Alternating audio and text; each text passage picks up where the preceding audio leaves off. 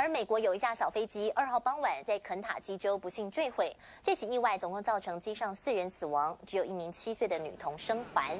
警车、消防车跟救护车紧急赶到现场。美国一架双引擎4人小飞机2号傍晚在肯塔基州一处林地不幸坠毁，机上包含了机长、乘客，总共4人不幸丧命，只有1名7岁女童生还。她从残骸中走出来后，立刻向当地居民求救，随后被送往医院治疗。警方初步研判，飞机坠毁可能是跟引擎故障有关系。